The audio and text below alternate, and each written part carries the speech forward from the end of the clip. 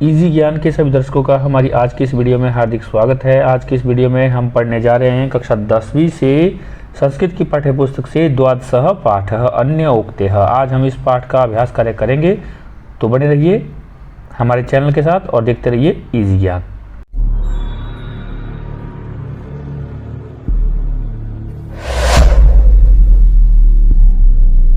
तो हमारा पहला प्रश्न है, एक पदेन उत्तरम लिखत। एक पद में आपने उत्तर लिखना है। कस्य शोभा एकेन राजहंसेन भवति, किसकी शोभा एक ही राजहंस से होती है? तो उत्तर हो जाएगा सरसः, अर्थात सरोवर की। सरसः तीरे के बसंती, सरोवर के तीरे कौन रहते हैं? तो हो जाएगा उत्तर वक्षसहस्रेण, अर्थात हजारों बगुले। ग है कह पिपासिता मरियते, कौन प्यासा ही मर जाता है? उत्तर हो जाएगा चातकः, चातक। के रसाल मुकुलानी समाश्रयन्ते, कौन आमों के मंजरी में आश्रय ले लेते हैं? तो उत्तर हो जाएगा भृंगः, भौरे। अम्भोधा कुत्र सन्ति, बादल कहाँ है? तो उत्तर हो जाएगा गगने, अर्थात आकाश में। दूसरा प्रश्न है, अधोलिखिता नाम प्रश्नानाम उत्तराणि संस्कृत भाषया लिखत। नीचे आपको कुछ प्रश्न दिए हैं, इनके उत्तर आपने संस्कृत भाषा में लिखने हैं। क है सरसः शोभा केन भवति, सरोवर की शोभा किसके द्वारा होती है? तो उत्तर हो जाएगा सरसः शोभा राजहंसेन भवति, सरोवर की शोभा राजहंस के द्वारा होती है। ख है चातकः किमर्थम मानी कथ्यते, चातक को किस लिए मानी कहा जाता है? तो उत्तर हो जाएगा चातकः पिपासितः मरियते पुरंदरम याचते वा यतः मानी कथ्यते, चातक प्यासा ही मर जाता है या फिर इंद्र को बारिश के लिए पुकारता रहता है, इसीलिए उसे मानी कहते हैं, अभिमानी कहते हैं या स्वाभिमानी कहते हैं। ग है मीनः कदा दीनाम गतिम प्राप्नोति, मछली कब दीन गति को प्राप्त कर लेती है?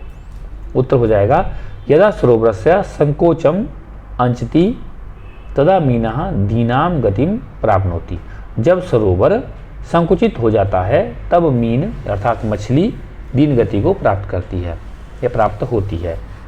घ है कानी पूरित्वा जलदः रिक्तः भवति, किसे पूरा करके बादल रिक्त हो जाता है, खाली होता है?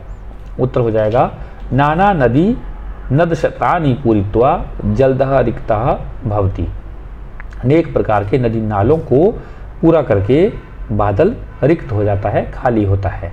अंग है वृष्टि भी वसुधाम के आर्द्यन्ते, वर्षा के द्वारा पृथ्वी को कौन गीला करता है?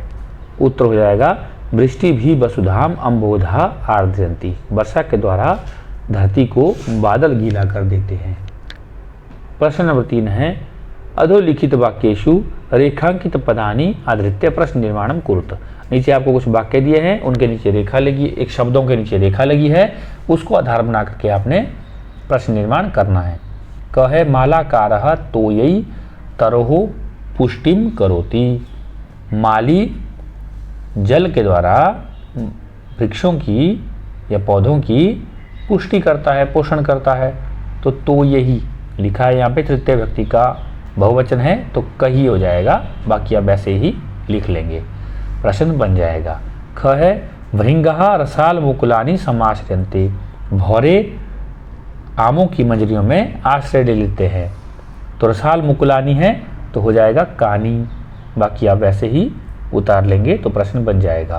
ग है पतंगः अंबर पथम आपेदीरे, पक्षी आकाश मार्ग से दूर चले जाते हैं।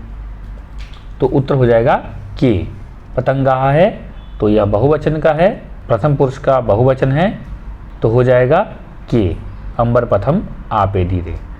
जलदः नाना नदी नदशतानि पूरित्वा रिक्तो अस्ति, बादल अनेक नदी नालों को पूरा करके खाली हो जाते हैं। तो जलदः है एक वचन में तो कह हो जाएगा। चातकः वने वसति, वने हैं तो वने की जगह पर हो जाएगा कुत्र। तो इस प्रकार से आप प्रश्न निर्माण कर लेंगे। प्रश्न नंबर 4 है, अधोलिखितयोः श्लोकयोः भावार्थम सविकृत भाषया लिखत। आपको नीचे एक श्लोक दिया है, कुछ अंश इसके, तोयैर अल्पैरपि, फिर खालिस्तान है, डैश है, वारिदेन, पूरा जो श्लोक है इसका क्या भावार्थ है इसको आपने लिखना है। तो यहाँ पे दिया है, हे माली सूर्य के अत्यधिक तपने पर गर्मी के समय में थोड़े जल से भी आपने दया करके इन पेड़ों की जो पुष्टि की है।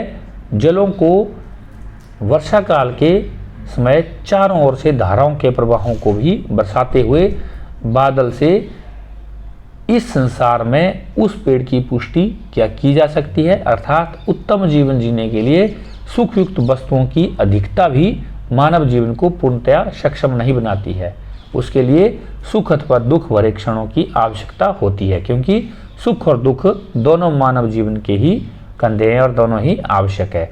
अर्थात यदि दुख होगा तभी हम सुख की अनुभूति कर सकते हैं और सुख होगा तभी हम दुख को समझ सकते हैं, इसलिए इन दोनों का होना अति आवश्यक है।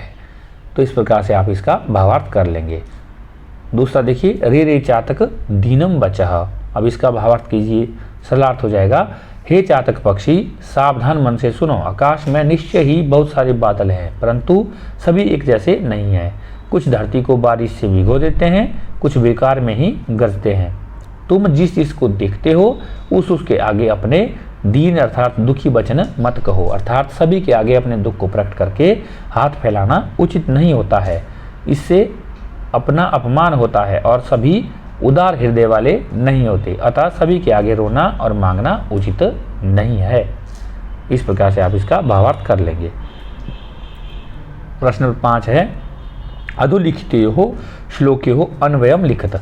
नीचे आपको एक श्लोक दिया है और उस श्लोक का आपने अन्वय करना है। इनके अन्वय मैंने आपको ऊपर करवा दिए हैं पीछे श्लोकों को पढ़ाते हुए, तो आप वहाँ से भी देख सकते हैं और यहाँ से भी आप देख करके लिख सकते हैं। प्रश्न नंबर 6 है, उदाहरण अनुसृत्य संधिम संधि विच्छेदम व कुरुत। उदाहरण का अनुसरण कीजिए, संधि और संधि विच्छेद कीजिए। यथा अन्य जमा उक्ते है, तो यहाँ पे अन्य के य में अ है और सामने उ है और अ से परे उ है तो ओ हो गया, अन्योक्त बन गया। निपितानी जमा अम्बुनी, यहाँ पे ई के स्थान पर य हो गया यण संधि से और निपतान्य अम्बुनी का बन गया निपुतानी, निपितानी जमा अम्बुनी। इस तरह कृतोपकार कृत है, त में अ है आगे उ है तो कृतोपकार का बन गया कृत जमा उपकार। तपन है, तपन जमा उष्ण तप्तम, यहाँ पर तपनोष्ण तप्तम में ओ लगा है, ओ को उ किया और बन गया तपन जमा उष्ण तप्तम। आगे है तब जमा उत्तमा, यहाँ भी अ और उ को ओ हो गया तबोत्तमा। ग है न जमा एतादृशा, यहाँ पे वृद्धि संधि से अ से परे ए है तो ऐ हो गया नैतादृशा। उसी प्रकार आगे देखिए दूसरा है पिपासितः जमा अपि, यहाँ पे विसर्गों को ओ हो गया पिपासितो अपि, कह जमा अपि, को अपि का बन गया कह जमा अपि। यहाँ पे पहले आप देखेंगे विसर्गों को ओ हो गया को जमा अपि, फिर ओ के पूर्व में रहने पर और सामने अ होने पर पूर्व रूप संधि हो गई, को अपि बन गया। ऐसे ही रिक्तः जमा असि बन गया, यहाँ पर भी विसर्गों से परे अ होने से विसर्गों को ओ हुआ है, फिर पूर्व रूप संधि हुई है, फिर बन गया रिक्तो असि।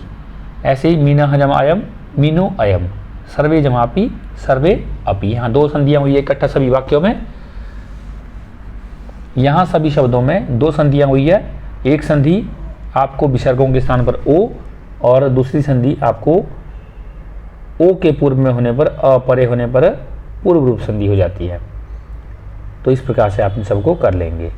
तीसरा है सरसह जमा भवेत सरसो भवेत, यहाँ विसर्ग संधि को मैं आपको विसर्गों को ओ हो गया और फिर प्रकृति भाव संधि हो गई, सरसह जमा भवेत। ऐसे ही बाकी भी हो जाएगी। खग जमा मानी खगो मानी, मीनो नु का बन गया मीनः जमा नु, पिपासितः जमा वा पिपासितो वा, पुरतो माँ का बन गया पुरतः जमा माँ। चौथा देखिए मुनि जमा अपि मुनिरपि, यहाँ विसर्गों को र हो गया, तो वैसे ही बाकी देखिए तो यही जमा अल्पही, तो यही का विसर्गे जो है उसको र हो गया और र में अ जुड़ गया तो बन गया तोई रल्पी। अल्पई जमा अपि, अल्पई रपि, यहाँ विसर्गों को र हो गया। तरोहो जमा अपि, यहाँ भी विसर्गों को र कर देना तरो रपि। वृष्टि भी आर्दयंती, वृष्टि भी रार्दयंती, इस तरह से आप इनको कर लेंगे। प्रश्न नंबर 7 है उदाहरण अनुसृत्य अधोलिखितई विग्रह पदई समस्त पदानि रचित। आपको उदाहरण देखना है, विग्रह पदों का आपने समास करना है।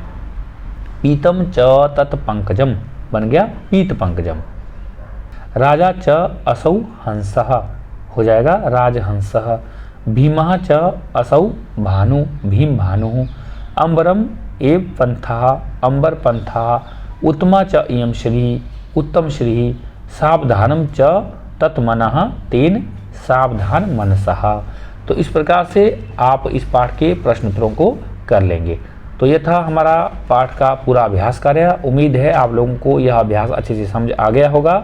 आप इस वीडियो की सहायता से स्क्रीनशॉट लेकर के इस पाठ के अभ्यास कार्य को अपनी कॉपी पर लिख लें, इन्हें अच्छे से समझ लें, याद कर लें। और यदि आपको अभ्यास से संबंधित कोई परेशानी हो तो आप हमारे चैनल पर कमेंट करके भी पूछ सकते हैं। आपके प्रश्नों का, आपकी शंकाओं का समाधान करने का यथासंभव प्रयास किया जाएगा। तथा इसी प्रकार की वीडियो को प्राप्त करने के लिए आप हमारे चैनल इजी ज्ञान को लाइक शेयर सब्सक्राइब जरूर करें। बेल आइकन को ऑल पर जरूर सेलेक्ट करें ताकि जैसे हम इसी प्रकार की कोई दूसरी वीडियो आपके लिए लेकर आते हैं आप तक हमारी वीडियो की नोटिफिकेशन सबसे पहले पहुंच सके। इसी के साथ वीडियो में अंत तक बने रहने के लिए आप सबका हार्दिक धन्यवाद। मिलते हैं इसी प्रकार की किसी दूसरी ज्ञानवर्धक एवं रोचक वीडियो में। तब तक के लिए नमस्कार। आपका दिन शुभ हो, मंगल हो।